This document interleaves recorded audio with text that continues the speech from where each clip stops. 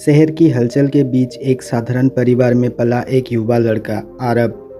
आरब एक होनहार छात्र था, लेकिन हाल ही में उसके जीवन में एक के बाद एक असफलता आने लगी थी। पहले कॉलेज में उसका मनचाहा कोर्स नहीं मिला, फिर प्रतियोगिता परीक्षा में भी 2 बार फेल हो गया। समाज और रिश्तेदारों की बातें उसे भीतर से तोड़ने लगी थी। हर दिन आरब सुबह उठता, किताब खोलता, लेकिन मन कहीं और भागता। एक दिन उसने खुद से कहा, शायद ये मेरे बस की बात नहीं है, छोड़ देना चाहिए सब। एक शांत रात, कमरे में सिर्फ एक टेबल लैंप जल रहा है।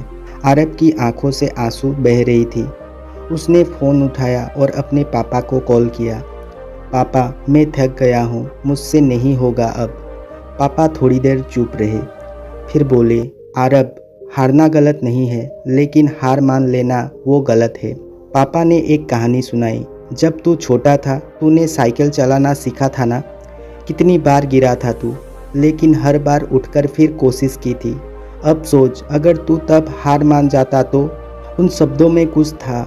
आरब ने धीरे धीरे फ़ोन रखा और आईने में खुद को देखा। उसकी आंखों में अब आंसू नहीं, जीत थी। सुबह की पहली किरण, आरब की मेज़ पर खाली किताब और एक टाइम टेबल। अगले 6 महीने तक आरब ने दिन रात एक कर दिया। कभी थकता तो उस साइकिल वाली बात याद करता, कभी खुद से कहता, थोड़ा और, बस थोड़ा और फिर आया वो दिन जब परीक्षा का रिजल्ट आया। आरब पास नहीं हुआ था, लेकिन इस बार वो टूटा नहीं। उसने अपनी गलतियां देखी, सुधारी और फिर से तैयारी शुरू कर दी, क्योंकि अब वो जानता था, हार एक स्टॉप नहीं, एक मोड़ है। 6 महीने बाद वही लड़का जिसने हार मानने की बात की थी, अब टॉप 100 में था।